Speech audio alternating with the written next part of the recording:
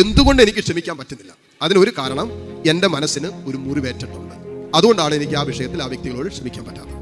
ഇനി ആ വ്യക്തിയോട് ക്ഷമിക്കാൻ പറ്റണമെങ്കിൽ ആ വ്യക്തിയിലൂടെ വന്ന മുറിവ് ആദ്യം ഉണങ്ങിയാൽ മാത്രമേ, ആ മുറിവിന് സൗഖ്യം കിട്ടിയാൽ മാത്രമേ ക്ഷമിക്കാൻ പറ്റൂ. ഇനി ആ മുറിവുകൾക്ക് സൗഖ്യം കിട്ടണമെങ്കിൽ വേറൊന്നിനും നമ്മെ സുഖപ്പെടുത്താൻ പറ്റില്ല. യേശുവിൻ്റെ മുറിവേറ്റ, നമുക്ക് വേണ്ടി മുറിപ്പെടുത്തപ്പെട്ട അല്ലെങ്കിൽ മുറിവേറ്റ, കാൽവരിയിൽ മുറിഞ്ഞ ആ സ്നേഹത്തിന് മാത്രമേ നമ്മെ സുഖപ്പെടുത്താൻ പറ്റൂ. അതായത് ഒരു മുറിവേൽക്കുമ്പോൾ നമ്മൾ എന്ത് ചെയ്യണം? കർത്താവിൻ്റെ തിരുമുറിവിലേക്ക് നോക്കണം. ആ മുറിവുണ്ടായത് എന്നോടുള്ള സ്നേഹത്തിൽ തന്നെയാണ്. അതിൻ്റെ 1000-1 ഞാൻ മുറിവേറ്റിട്ടില്ല. എന്നിട്ട് എന്നും എനിക്ക് ക്ഷമിക്കാൻ പറ്റില്ല. ഇത്രയും മുറിവേറ്റ കർത്താവ് കാൽവരി കുരിശിൽ കടന്നിട്ട് ശരീരം മുഴുവൻ ഉഴവുചാൽ പോലെ ഉഴുതു മറിച്ചപ്പോഴും, കാൽവരി കുരിശിൽ 3 ആണികളിൽ പിടന്ന് അവസാന ശ്വാസം വലിക്കുമ്പോഴും ഈശോ തന്റെ മുമ്പിൽ തന്നെ വേദനിപ്പിച്ചവരും തന്നെ മുറിപ്പെടുത്തിയവരും തന്നെ മുഖത്ത് കാർക്കിച്ചു തുപ്പിയവരും താടി വീശ പിടിച്ചു പറിച്ചവരൊക്കെ മുമ്പിലുണ്ട്. അവരെ നോക്കിയിട്ട് ഈശോ പറഞ്ഞു, ഇവർ ചെയ്യുന്ന അറിയുന്നില്ല, ഇവരോട് ക്ഷമിക്കണമേ.